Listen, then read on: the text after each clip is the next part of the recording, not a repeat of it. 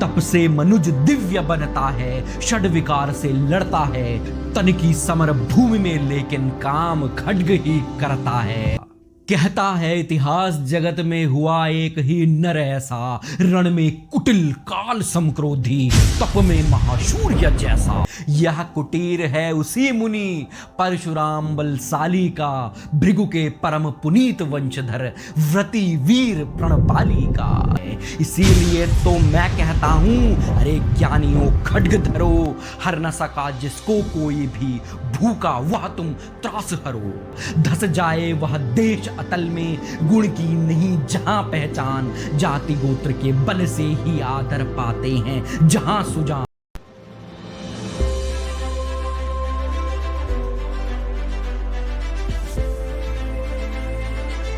शीतल विरल एक कानन शोभित आदित्यका के ऊपर, कहीं उत्स प्रस्त्रवण चमकते झरते, कहीं शुभ्र निर्झर। जहां भूमि समतल सुंदर है, नहीं दिखते हैं पाहन, हरियाली के बीच खड़ा है विस्तृत एक उटज पावन।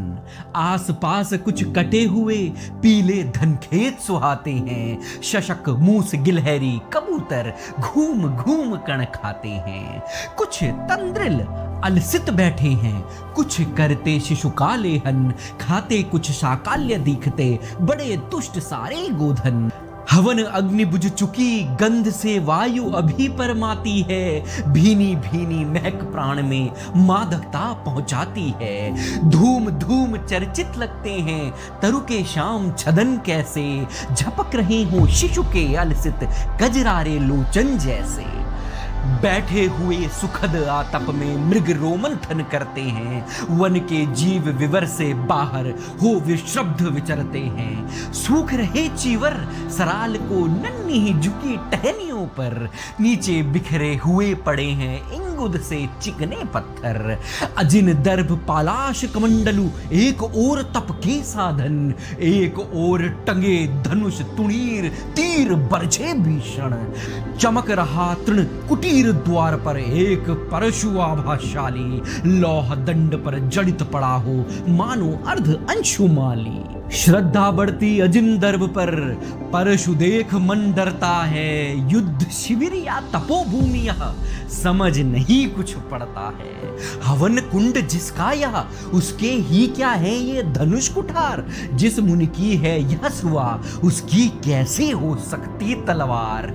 आई है वीरता तपोवन में क्या पुण्य कमाने को, या सन्यास साधना में दैहिक शक्ति जगाने को। मन ने तन का सिद्ध यंत्र अथवा शास्त्रों में पाया है, या वीर कोई योगी से युक्ति सीखने आया है।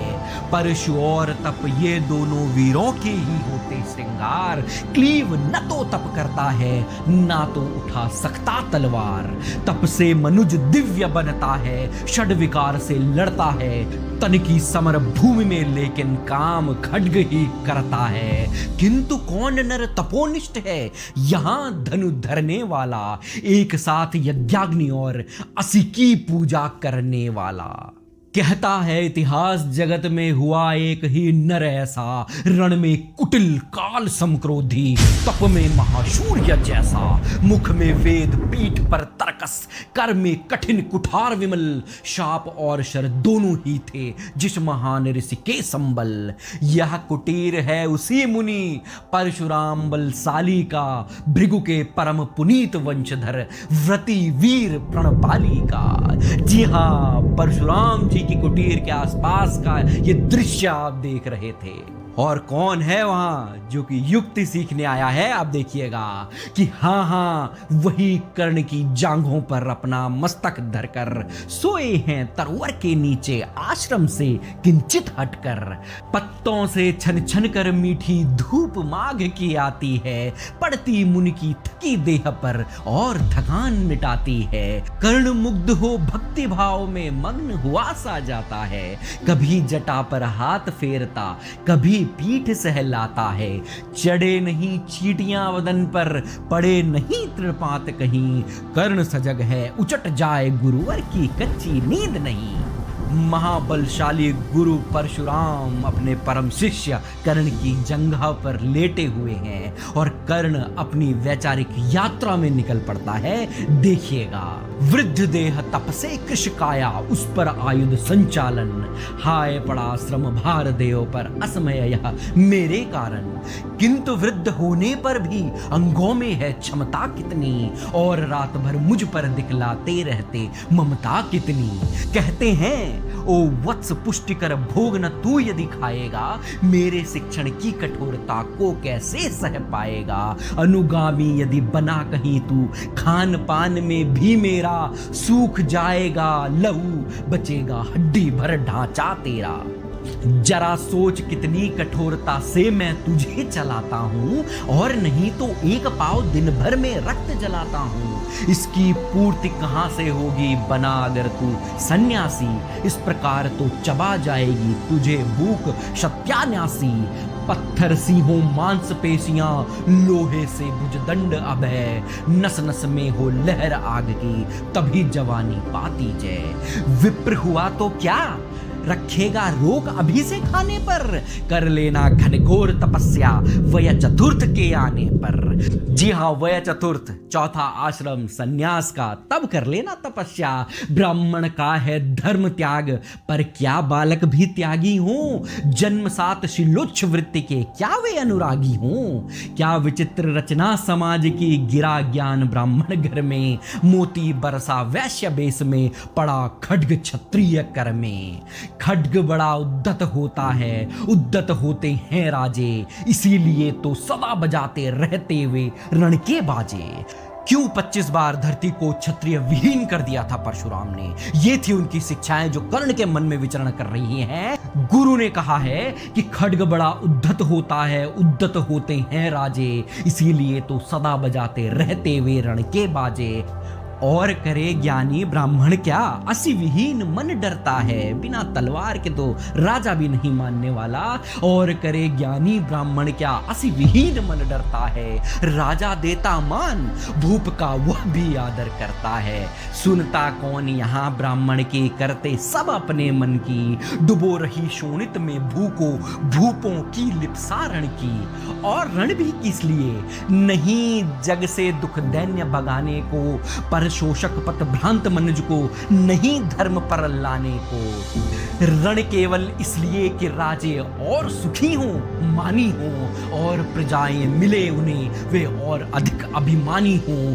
रण केवल इसलिए कि वे कल्पित अभाव से छूट सकें, बड़े राज्य की सीमा जिससे अधिक जनों को लूट सकें। रण केवल इसलिए कि सत्ता बड़े नहीं पत्ता डोले, भूपों के विपरीत न कोई कहीं कभी कुछ भी बोले। जो जो मिलती जाती विजय, अहम नरपति का बढ़ता जाता है, और जोर से वह समाज के सिर पर चढ़ता जाता है। अब तो यह दशा कि जो कुछ है वह राजा का बल है। ब्राह्मण खड़ा सामने केवल लिए शंख गंगाजल है। कहाँ तेज ब्राह्मण में अविवेकी राजा को रोक सके, धरे कुपथ पर जमे पांव तत्क्षण उसको टोक सके। और कहे भी तो ब्राह्मण की बात कौन सुन पाता है, यहाँ रोज राजा ब्राह्मण को अपमानित करवाता है। चलती नहीं यहाँ पंडित की, चलती नहीं तपस्वी की, जय पुकारती प्रजा रात दिन, राजा जय यशस्वी की। सिर था जो सारे समाज का, वही अनादर पाता है, जो भी खिलता फूल भुजा के ऊपर चढ़ता जाता है। चारों ओर लोभ की ज्वाला, चारों ओर भोग की जय, पाप भार से दबी धसी जा रही धरा पल पल निश्चय। जब तक भोगी भूप प्रजाओं के नेता कहलाएंगे, ज्ञान त्याग तप नहीं श्रेष्ठता का जब तक पद पाएंगे। असन वसन से हीन दीनता में जीवन धरने वाले, सहकर भी अपमान मनुष्यता की चिंता करने वाले। कवि कोविद विज्ञान विशारद, कलाकार पंडित ज्ञानी, कनक नहीं कल्पना ज्ञान उज्जवल चरित्र के अभिमानी। इन विभूतियों को जब तक संसार नहीं पहचानेगा, राजाओं से अधिक पूज्य जब तक वह इन्हें न मानेगा। तब तक पड़ी आग में धरती इसी तरह अकुलाएगी, चाहे जो भी करे दुखों से छूट नहीं वह पाएगी। थकी जीभ समझा कर गहरी लगी ठेस अभिलाषा को, भूप समझता नहीं और कुछ छोड़ खड्ग की भाषा को। रोक टोक से नहीं सुनेगा नृप समाज अविचारी है, ग्रीवाहार निष्ठुर कुठार का यह मदांध अधिकारी है। इसीलिए तो मैं कहता हूं, अरे ज्ञानियों खड्ग धरो, हर न सका जिसको कोई भी, भूखा वह तुम त्रास हरो। नित्य कहा करते हैं गुरुवर खड्ग महाभयकारी है, इसे उठाने का जग में हर एक नहीं अधिकारी है। वही उठा सकता है इसको जो कठोर हो कोमल भी, जिसमें हो धीरता वीरता और तपस्या का बल भी। वीर वही है जो कि शत्रु पर जब भी खड्ग उठाता है, मानवता के महागुणों की सत्ता भूल न जाता है। सीमित जो रख सके खड्ग को, पास उसी को आने दो, विप्र जाति के सिवा किसी को मत तलवार उठाने दो। जब जब मैं शरचाप उठाकर कर्तव्य कुछ दिखलाता हूँ, सुनकर आशीर्वाद देव का धन्य धन्य हो जाता हूँ। कर्ण याद कर रहा है कि कैसे कहते हैं गुरुवर कि जियो जियो ए वत्स, तीर तुमने कैसा यह मारा है। दहक उठा वन उधर, इधर फूटी निर्झर की धारा है। मैं शंकित था ब्रह्म वीरता मेरे साथ मरेगी क्या, परशुराम की याद विप्र की जाति न जुगा धरेगी क्या। पाकर तुम्हें किंतु इस वन में मेरा हृदय हुआ शीतल, तुम अवश्य ढोगे उसको, मुझ में है जो तेज अनल। जियो जियो ब्राह्मण कुमार, तुम अक्षय कीर्ति कमाओगे, एक बार तुम भी धरती को निश्क्षत्रिय कर जाओगे। निश्चय तुम ब्राह्मण कुमार हो, कवच और कुंडलधारी, तप कर सकते और पिता माता किसके इतने भारी। किंतु हाय ब्राह्मण कुमार, सुन प्राण कांपने लगते हैं, मन उठता धिक्कार हृदय में, भाव ग्लानि के जगते हैं। गुरु का प्रेम किसी को भी क्या ऐसे कभी खला होगा, और शिष्य ने कभी किसी गुरु को इस तरह छला होगा। पर मेरा क्या दोष, हाय मैं और दूसरा क्या करता, पी सारा अपमान द्रोण के मैं कैसे पैरों पड़ता। कर्ण की अपनी अविरल वैचारिक यात्रा में जिस वक्त उसे याद आता है कि उसने परशुराम से कहा है कि वह एक ब्राह्मण कुमार है, उसका हृदय कांप जाता है। और क्या वह आगे सोच रहा है, पर मेरा क्या दोष, हाय मैं और दूसरा क्या करता, पी सारा अपमान द्रोण के मैं कैसे पैरों पड़ता। और पांव पड़ने से भी क्या गूढ़ ज्ञान सिखलाते वे, एकलव्य सा नहीं अंगूठा क्या मेरा कटवाते वे। हाय कर्ण तू क्यों जन्मा था, जन्मा तो क्यों वीर हुआ, कवच और कुंडल से भूषित भी तेरा अधम शरीर हुआ। धस जाए वह देश अतल में, गुण की नहीं जहां पहचान, जाति गोत्र के बल से ही आदर पाते हैं जहां सुजान। नहीं पूछता कोई तुम व्रती वीर या दानी हो, सभी पूछते मात्र कि तुम किस कुल के अभिमानी हो। मगर मनुज क्या करे, जन्म लेना तो उसके हाथ नहीं, चुनना जाति कुल अपने बस की तो है बात नहीं। मैं कहता हूं अगर विधाता नर को मुट्ठी में भरकर कहीं छिटक दे ब्रह्मलोक से ही नीचे भूमंडल पर, तो भी विविध जातियों में ही मनुज यहां आ सकता है। नीचे हैं क्यारियां बनी तो बीज कहां जा सकता है। कौन जन्म लेता किस कुल में, आकस्मिक ही है यह बात। छोटे कुल पर किंतु यहाँ होते तब भी कितने आघात। हाय जाति छोटी तो फिर सभी हमारे गुण छोटे, जाति बड़ी तो बड़े बने वे रहे लाख चाहे खोटे। कर्ण की वैचारिक यात्रा यहाँ समाप्त होती है। कुछ ही समय में यह झूठ भी परशुराम को पता लग जाएगा कि कर्ण एक ब्राह्मण कुमार नहीं है। उन्हें यह कैसे पता चलता है और उसके बाद क्या वे कर्ण के साथ करते हैं, यह हम अगले एपिसोड में लेकर आएंगे, जो इसी सर्ग का दूसरा भाग है। तब तक के लिए बहुत बहुत धन्यवाद और शेयर और सब्सक्राइब करना मत भूलिएगा। जय हिंद।